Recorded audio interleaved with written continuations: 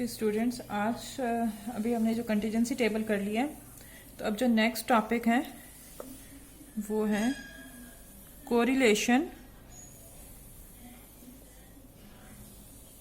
For ranked data.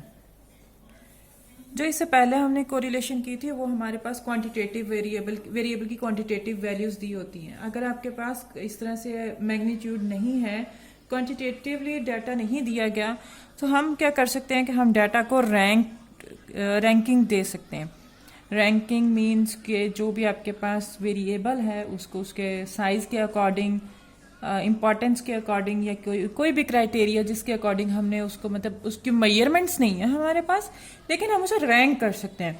अब वो ranking basically आपके पास जैसे रैंक्स इस फॉर्म में होते हैं ना, 1 2 3 4 5 एंड अप टू 10 या जितना भी, जैसे आप लोग क्लास में आपकी पोजीशन होती है रिजल्ट की बेस पे, जिसके सबसे हाईएस्ट मार्क्स होते हैं उसे फर्स्ट पोजीशन पे कह दिया जाता है, जिसके उससे कम होते हैं वो सेकंड पे, उससे कम थर्ड, फोर्थ, इस तरह फिफ्थ चलता जाता है। उसी तरह से रैंक है।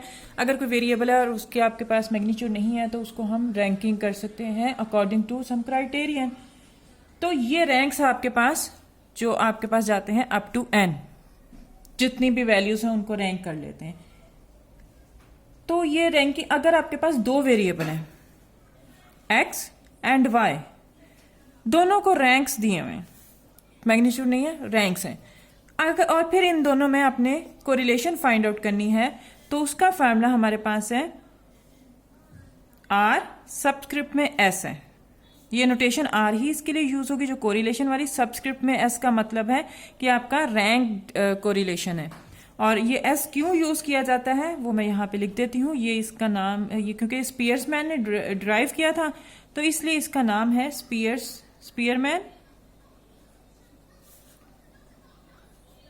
Formula for rank correlation. तो ये स्पीयरमैन की वजह से वो उसका एस यहां पे लिखा जाता है, तो आपको ये अंदाजा हो जाएगा कि ये रैंक कोरिलेशन का फॉर्मूला है RS1 minus 6 summation DI square divided by n into n square minus 1। Now the question is what is D? So where D is, where DI is equal to xi minus yi, जो rank दिए होंगे x variable के उसमें से हम y के rank को minus, pair wise values को माइनस करते जाएंगे, हमारे पास di का कॉलम आ जाएगा। उस di के कॉलम को स्क्वायर करके सम अप कर लेंगे और यहाँ पे सब्स्टिट्यूट कर देंगे। बाकी n number of observation, number of pairs, तो ये फार्मूला आपके पास है, इसकी डेरिवेशन और कुछ करने की जरूरत नहीं है, जस्ट ये आपके इसमें यही था। अब मैं इसका एक दफा यूज करके बता देती हूँ, एक एग्जाम्पल में हम यूज करते हैं ताकि फर्दर आपको क्लियर हो जाएगा। एग्जाम्पल है आपके पास 15.14। इसका सोल्यूशन, पहले मैं आपको इसकी स्टेटमेंट दिखा देती हूं किस तरह से डाटा आपके पास होगा। 2 जजेस इन अ कॉन्टेस्ट, कॉन्स्टेंट लिखा हुआ है, contest who were asked to rank 8 candidates A, B, C, D, E, F, G and H in order of their preference, submitted the choice shown in the following table, find the coefficient of rank correlation। अब जजेस के पास ये candidates थे A से लेकर H तक, हर जज अपने अकॉर्डिंगली मार्क्स देता है, उसको रैंकिंग कर रहा है कि फर्स्ट पोजीशन पे उसके ख्याल में कौन सा कैंडिडेट है, सेकंड पे कौन सा है, फिर इस तरह से जितने हैं सबको रैंक कर रहा है। फर्स्ट जज के ओपिनियन के अकॉर्डिंग जो ए कैंडिडेट था उसको उसने रैंक 5 दिया और सेकंड जज ने उसे 4 दिया। बी को फर्स्ट जज ने सेकंड रैंक दिया और सेकंड जज ने 5 दिया। सी कैंडिडेट को फर्स्ट जज ने 8 दिया और सेकंड जज ने 7। इस तरह से ये सारा आपके पास डाटा आ गया और इसका हमें रैंक कोरिलेशन फाइंड आउट करना है। तो ये हम स्टार्ट करते हैं सोल्यूशन। इस सोल्यूशन में अब जो फार्मूला है इसके अकॉर्डिंग हमें डी आई, पहले मैं कॉलम वाइज डाटा लिख लेती हूँ, यहां कैंडिडेट्स लिख देती हूं, candidates A, B, C, D, E, F, G and H, ये मेरे पास कैंडिडेट थे। फिर जो रैंक दिए थे फर्स्ट जज ने, उसके लिए नोटेशन यूज कर लेते हैं हम एक्स की, और जो सेकंड जज ने रैंक दिए उसके लिए हम वाई यूज कर लेते हैं। दो कॉलम्स बन जाएंगे। फर्स्ट जज के जो रैंक है 5, 2, 8, 1, 4, 6, 3 and 7।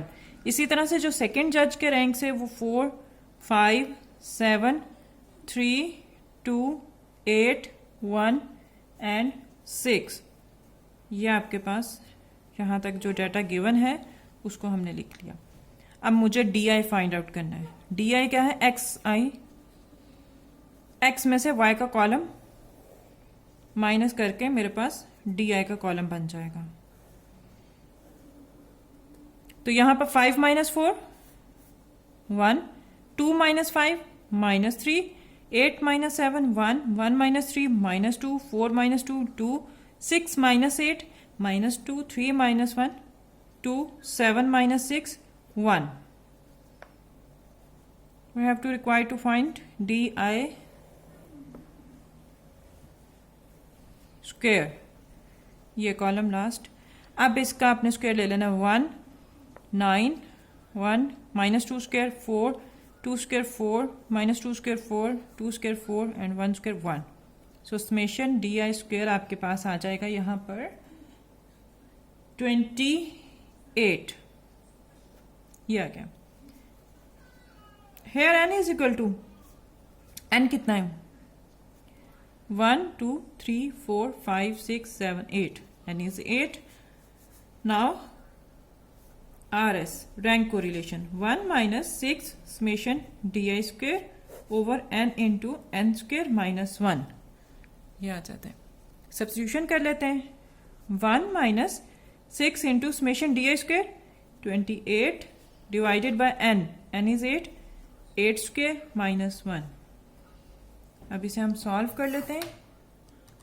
6 into 28 168 divided by 8 into 8 square minus 1, it's 504। Then 1 minus 168 divided by this one, तो ये 0.669, ये आपके पास रैंक कोरिलेशन आंसर आ गया रैंक कोरिलेशन का। रैंक कोरिलेशन की रेंज भी -1 से +1 है, ठीक है। जैसे कोरिलेशन की रेंज है उसी तरह से इसकी रेंज भी -1 से +1 है।